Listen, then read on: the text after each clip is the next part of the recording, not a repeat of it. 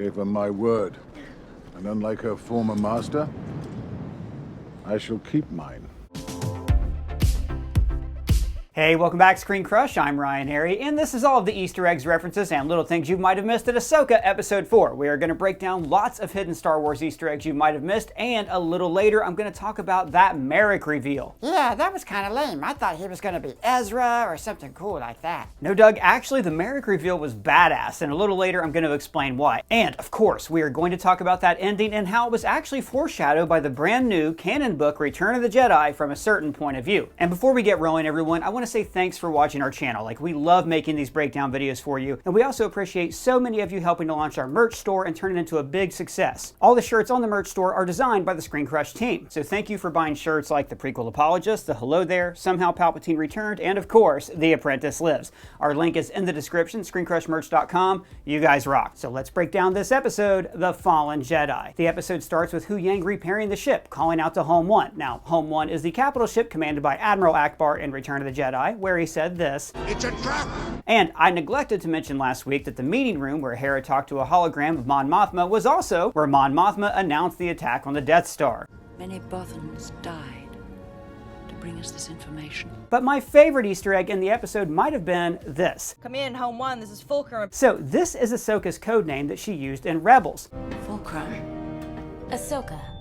My name is Ahsoka Tano. Now, the show Rebels kept her a secret for like the whole first season. That was the protocol. The protocol has changed. And this codename also came to be used by other spies for the rebellion, like Agent Kallus, who also used a hologram of Ahsoka's facial markings, just like the ones on the Apprentice Lives t-shirt. But the Clone Wars final season revealed that Fulcrum was actually the name of Anakin's personal channel during the Clone Wars. We've received a transmission from someone using your subspace frequency, Fulcrum. So this brief name drop of this obscure Easter egg is actually a very subtle foreshadowing of Anakin's return at the end of this episode. So then Ahsoka gives Sabine a little foreshadowing heavy pep talk, doing the old "can I count on you when the chips are down" to foreshadow that indeed no, you will not be able to count on her when the chips are down. But in this talk, Ahsoka calls Thrawn Heir to the Empire. which is, of course, the series of novels that introduced Thrawn to the Star Wars canon way back in 1991. Ahsoka is setting up Sabine for an all-or-nothing choice, saying that she will have to leave Ezra behind if they need to make that sacrifice. So this actually mirrors the sacrifice of Ezra at the end of Rebels, when he used the Purgil to transport Thrawn and himself to another galaxy, separating himself from his friends. So, would you believe me if I told you this was Ezra's plan? Kind of like how Spock sacrificed his life in Wrath of Khan, but then the whole crew risked their lives to get him back in Return of Spock. I think you mean Search for Spock. Hey, what's shaking, Kevin Bacon? What's so funny, guys? What are we all laughing at together? Dude, what are you wearing? This is my own luxurious head of hair. I'm pretty sure that's a lion costume for a cat. No, it's not. No, really, it is. Look.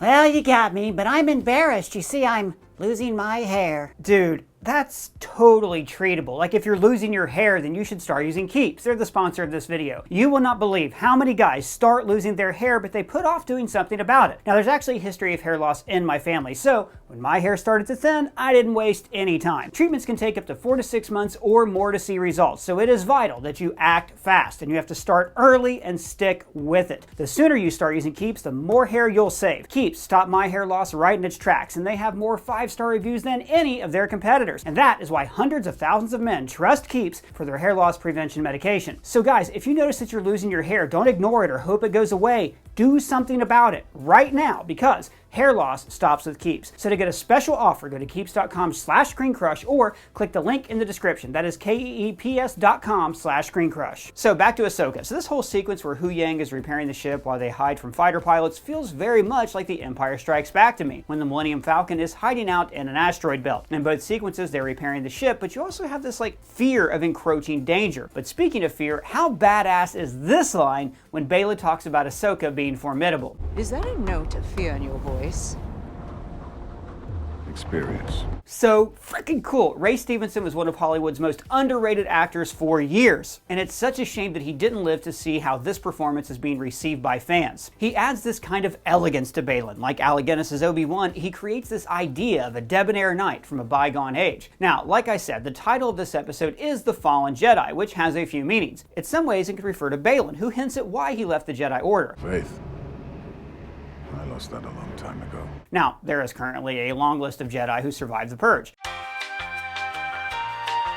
But I get the feeling that Baylan left the Jedi Order before the Purge. Maybe he was disillusioned that the galaxy's peacekeepers were suddenly waging war on systems that just wanted to secede and form their own government. We saw other Jedi lose faith in the Order during the Clone Wars, like Pong Krell, Barriss Offee, and of course, Anakin Skywalker himself. And friend of the channel Dodd Sides pointed out that Baylan and Shin have armor that is reminiscent of the Clone Wars Jedi, with their arms covered in these braces. This could be because Baylan walked away from the Order during this era, but he never moved on from the trauma of the war. Now, the title Fallen Jedi could also refer to Ahsoka, who literally falls off a cliff, or even to Sabine, who makes the choice to side with the bad guys, as foreshadowed by her red helmet in the opening sequence. Now, Anakin is of course the main Jedi referenced in the title. Hard to fall much harder than he did.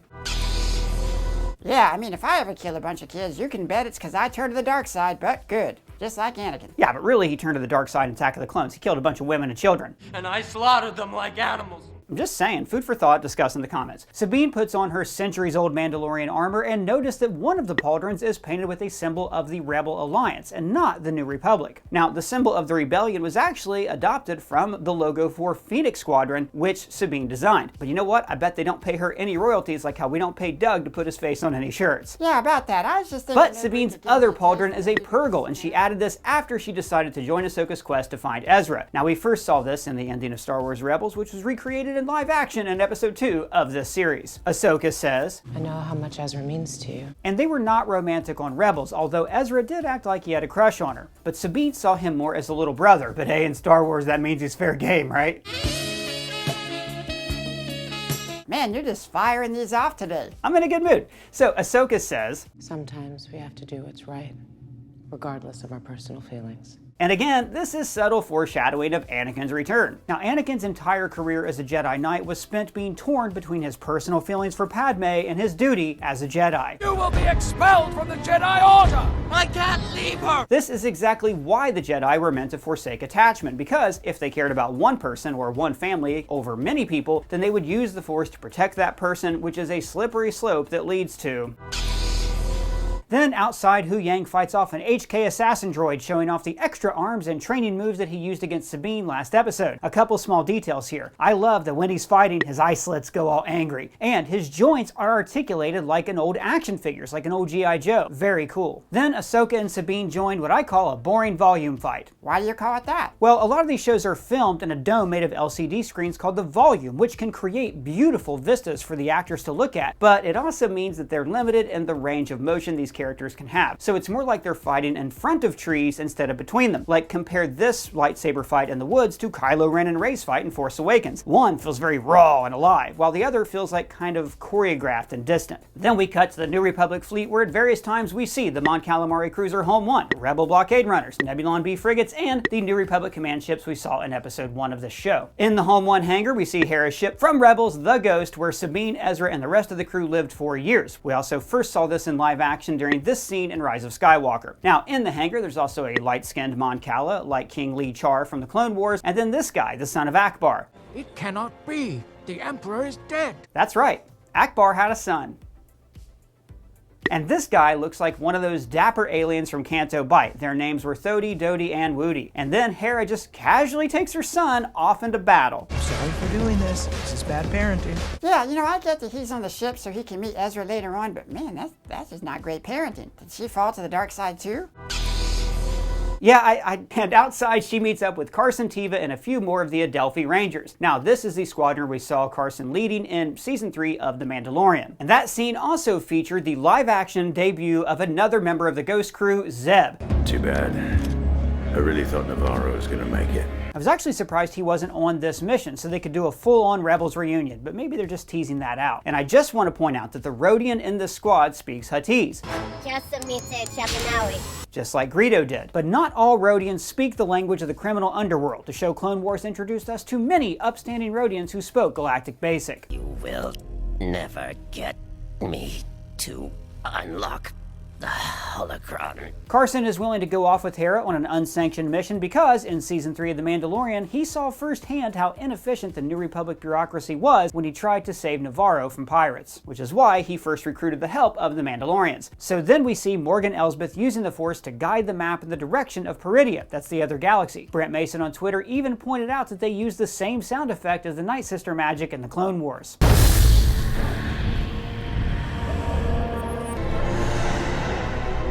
And the vegetation on this world is red, just like the planet Dathomir. People had to tell me that online because I'm colorblind. Me too. High five!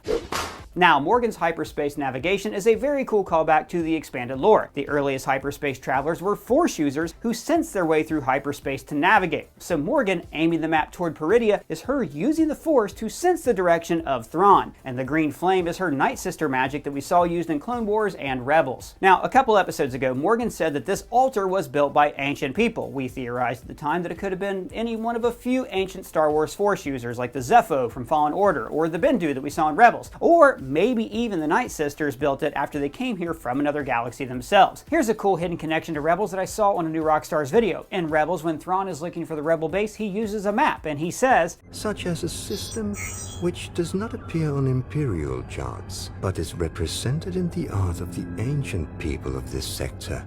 Now this could be the same map, drawn by the same ancient people, and then Thrawn would know about it because Morgan Elsbeth and he worked together before he disappeared. And then we get to the much better fight in this episode where Shin and Marrok fight Sabine and Ahsoka. Sabine immediately goes with what she knows best, using her Mandalorian dueling pistols instead of a lightsaber. In fact, Matt C on Twitter pointed out that these are her West Star 35 blaster pistols, the same ones used by Bo-Katan. While Ahsoka does something unusual. She draws a single saber and instead of holding her usual reverse grip, she uses Form 1, the style of Qui-Gon Jinn. Now I should note that we have many times seen Ahsoka embarrass Sith Inquisitors in combat. She took down this guy in Tales of the Jedi by stealing his own lightsaber from him, and she beat the Seventh Sister by using the Force just to turn her lightsaber off. What's the Sith Inquisitor again? So the Sith Inquisitors are not full-fledged Sith, so they're not as powerful as, say, Darths Vader and Maul. So to make up for their deficiencies, they have these spinning lightsabers which are more useful for less skilled fighters, or for flying away like Mary Poppins at the end of a fight. I'm Mary Poppins, y'all!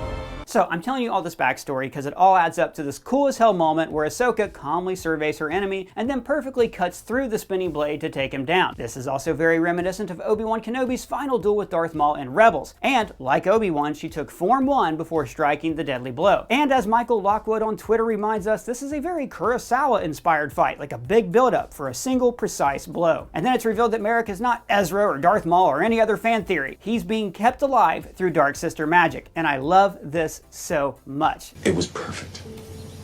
Perfect. The Night Sisters have the ability to resurrect the dead and to reanimate them. Their leader, Mother Talzin, comes back as a spirit in Rebels, and in the game Fallen Order, Cal has to fight off several Night Sister ghosts. In fact, the leader of the Night Sisters, Mother Talzin, used this same Force magic to enchant Darth Maul's brother, Savage Opress, and to make him much stronger than he was before. So, the name of this Sith Inquisitor, Marrok, is perfect, because Marrok was an enchanted knight in Arthurian lore who was turned into a werewolf by the witch Morgan Le Fay. So it makes total sense that the Force witch, Morgan Elsbeth, would have kept this Inquisitor alive with her enchantments. In fact, Ryan J. Downey on Twitter even pointed out that we have seen Night Sister magic escape from enchanted people before, like when Savage Opress died in the Clone Wars. So Night Sister magic being used to resurrect the dead is very exciting. So this is showing that in a way, Morgan Elsbeth can raise the dead, or at least the Dathomirian dead. So maybe this means that we'll see another son of Dathomir return, Darth Maul, and we actually have a great video up about that right now. I'm telling you, that is looking more and more like it could be a possibility. And then Ahsoka confronts Baylan, and he knows how to hit her where it hurts. Is that why you walked away?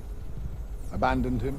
Now, as we've talked about in the past, Ahsoka feels guilty for walking away from Anakin and the Jedi Order. She thinks that had she stayed, she could have prevented his fall. But her leaving actually did drive him away from the Jedi Order. So some very clever Redditors have decoded these runes from the end credits. And last week we talked about all the spots on the map that are marked here. But the text here gives us a crucial clue about where Thrawn is with, saying right here that he is visiting your mom. Actually, I did go through and translate these runes with a little help from the excellent channel Star Wars Explained. I figured out that this one reads occlusion, as in the occlusion zone. Now this is the territory held by the Nihil pirates in the excellent High Republic series. Since this is an ancient map, it makes sense that it would reference places that existed 300 years ago when the Nihil were still around. There's another line here where Baylan foreshadows what he wants. The only reason I'm here is to secure the future. And notice how Ahsoka knows exactly what he's referring to. Ambitious. So what's he talking about? Well, they are referring to the World Between Worlds. This place is ancient, like a world between worlds. The mysterious realm that we see at the end of this episode. And actually, we posted a video just a couple days ago theorizing that this is what Baylan wanted all along. I will explain the World Between Worlds and the freaky weird realm a little later in the video. It's a wild place that could actually bring together Star Wars heroes from different eras. It's gonna get nuts. Now you want to get nuts? Come on, let's get nuts. As Morgan is waiting for the calculations to finish, the colored countdown clock is reminiscent of the Death Star proximity countdown in A New Hope. So then we get our 2 lightsaber duels with masters and apprentices fighting one another, just like the duels in Revenge of the Sith. Now Ahsoka is more precise in her movements, while Baylan seems to fight with raw strength, like he's wielding some kind of broadsword. While Shin is far more skilled than Sabine as she tries to fight with Ezra's second lightsaber. But she quickly reverts back to her Mandalorian fighting style, using her Beskar vambraces to block the lightsaber blade. And then she uses the Force, for the first time on camera. Although we have seen past episodes of Rebels where there were some very subtle hints that she was slightly Force sensitive, which we've talked about in past videos. My favorite one of these hints was when Kanan and Ezra are training her. They are being watched by these 3 Force sensitive birds called convors. 2 of them representing Kanan and Ezra standing by each other, while the other, representing Sabine, is a little bit more distant. And there's also, at the end of that sequence, this long look that the Force being Bendu gives Sabine as she walks away. Now that episode was actually setting up this episode. When Kanan is teaching her how to use the Darksaber, she reverts back to her Mandalorian battle tactics to win, like she does with Shin in this fight, using her stinger darts against her, which makes sense because those weapons were originally invented to fight Jedi. And Shin ends the fight by using Batman stuff to disappear. Batman stuff. Back at the map, Baylan says, Your legacy, like your master's, was one of death and destruction. And he's not wrong. She walked away from Anakin, helping to destroy the Jedi Order, and then she worked to destroy the Galactic Empire. Ahsoka grabs the map, burning her hand, which forces her to fight one-handed for the rest of the duel. Now, a lot of you have pointed out that she strikes a fighting pose here that's much like Anakin in his duel with Dooku. Great catch. Now, if this were any other character in Star Wars besides Ahsoka, she would have actually lost a hand, but this woman can never have any physical harm ever befall her. She has plot armor on top of plot armor, which is why, the Apprentice Lives shirt. So, when Shin shows up, Ahsoka naturally assumes that she killed Sabine. Which is a very revealing character moment. This is telling us why Ahsoka walked away from Sabine, because she cared too much about her. And Sabine was too unskilled in the Force for her to really train, and Ahsoka did not want to be responsible for her death. And if you died, I feel like that's on me. She began to feel attachment to Sabine, which could lead to the dark side, which actually might happen here. It looks to me like Ahsoka draws on the dark side to push Shin into this stone. Will John Cena be able to connect now? Yes, he does. Oh my God! Now this makes Baylan pretty angry, hinting that my theory might be right. She could be Baylan's daughter. So Baylan takes advantage of Ahsoka's handicap to knock her over the side, and then Sabine gives us a good old-fashioned Star Wars. No!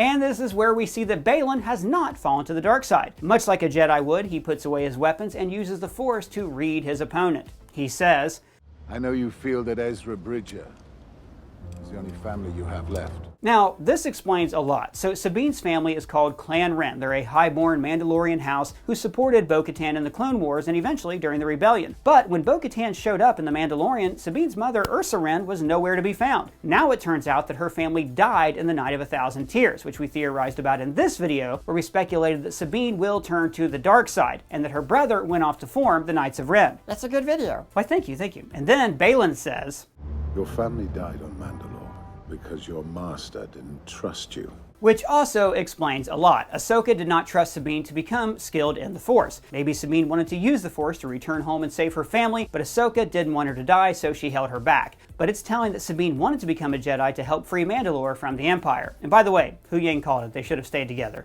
May I make one request of you both? stay together. Now, even though Sabine's choice here was pretty obvious, I thought it fit perfectly into this episode. Ahsoka warned her about being too attached to Ezra, and we have all of these mentions of Anakin, the poster boy for attachments. So then Sabine chooses attachment over duty, like Anakin did all those years ago. Yeah, she's doing some real dumb Star-Lord stuff here. Yeah, and I'm telling you, I know we keep talking about other videos we've done, but Sabine is totally a dark side user, and I think we're going to see that happen in this show. She'd be stronger in the dark side than she would with the light side. And by the way, it's not even like her blaster would have hurt the map. I mean, Baylan's lightsaber took forever to wreck the damn thing. And then Harris shows up with Carson Teva, and I always get a kick out of this. Lock air spoils in attack position. Lock air spoils in attack position. Remember TIE fighters? Oh, remember Jawas? Remember? And then the bad guys win.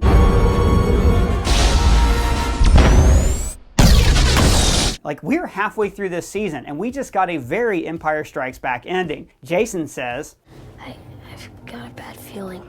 Which probably foreshadows that he's Force sensitive, and that is half of the Star Wars phrase uttered in almost every Star Wars movie. Got a bad feeling about this. I have a bad feeling about this. A really bad feeling about this. I've got a bad feeling about this. I got a bad feeling about this. I got a bad feeling about this.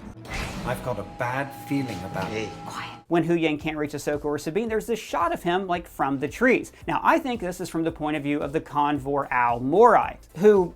Okay, God, this gets complicated. Let's just say that Morai, the Force Owl, is like tied to Ahsoka Tano. She's like her spirit animal, for lack of a better term. So this shot could be interpreted as Ahsoka's spirit watching from the afterlife. And I don't think I'm reading too much into this. It's a very unusual angle for them to use, filming from the trees. It's definitely from the point of view of the owl. And then we've got that ending. And I bet those of you who didn't watch Rebels are really confused. I can feel the anger and confusion throughout the Jedi Temple. And how, buddy? So we are going to talk about this very extensively in another video soon, but this is the World Between Worlds. In Star Wars Rebels, Ezra traveled here through a portal on Lothal, a portal very much like the Purgil portal in Morgan's map, showing animals traveling in a circle. So the World Between Worlds is a realm that is between all of time and space. Think of it like a giant collection of Star Wars books and DVDs that allows you to access any point in Star Wars history anytime you want. When Ezra entered this realm, Ahsoka's owl led him to a portal where she was about to be defeated by Darth Vader, and then he saved her life. Then the two of them fought to prevent Palpatine from entering this realm. Also, notice that Palpatine tried to enter using blue flame, like the green flame of Morgan's Force magic. So the World Between Worlds isn't quite time travel because Ezra is not able to change history unless that change was already meant to happen, kind of like the Tesseract in Interstellar. Oh, and in a past video, I once said that Ahsoka stayed in this realm at the end of the episode, and I was wrong. Sorry about that. She actually returned to the same place where she was pulled out, just like further in the future. And then we get the return of Hayden Christensen as Anakin, saying, which is the nickname that he used for her since her very first day as his Padawan. Don't get snippy with me, little one. If we survive this, Snips, you and I are gonna have a talk. Now, it is so cool that Hayden Christensen is back and all the fans are rallying around him, but the de-aging here is terrible. I don't know why you de-age him in the afterlife, but not in the Obi-Wan flashback. It is cool, however, that he dresses the way he did in the Clone Wars and Revenge of the Sith. This is how he was dressed the last time he and Ahsoka saw each other. So wait, is the World Between Worlds like heaven?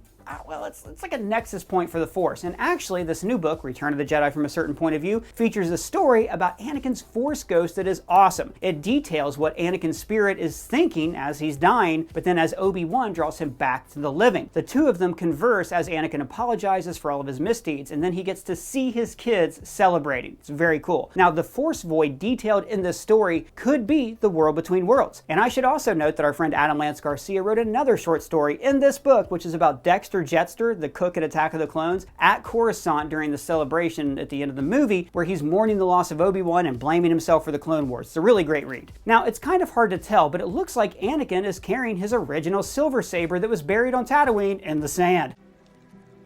I don't like sand. And of course, Anakin still has his scar, and the episode ends with the Vader theme.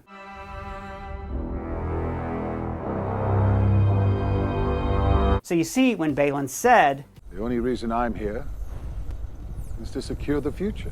This realm is what he was talking about. Like we theorized in this video, Baylan wanted to find the world between worlds so he could see into the future. And because Ahsoka has been there before, she immediately knew what place he was talking about. Now on Twitter, a lot of you also pointed out the similarities between the map burning Ahsoka's hand and Raiders of the Lost Ark, when Tote has the headpiece of Ra burned into his skin, which led the Nazis to the location of the Ark. In a way though, Ahsoka's injury can lead to her finding Ezra. The burn caused her to lose her duel, which results in her getting to the world between worlds, and maybe through this space she can find Ezra and Thrawn. Hey, I just want to say, thanks for the keeps. I got to keep my hair, and now I have this sweet beard. La la la la la la la la la la la la la la la la. You know what, Doug? Some days this really is the best job. And guys, just a reminder to stop your hair loss today, click our link in the description for a special offer from Keeps. But I want to know what your thoughts are on this episode. Tell me in the comments below or at me on Twitter. And if it's your first time here, please subscribe, smash that bell for alerts. For ScreenCrush, I'm Ryan Airy.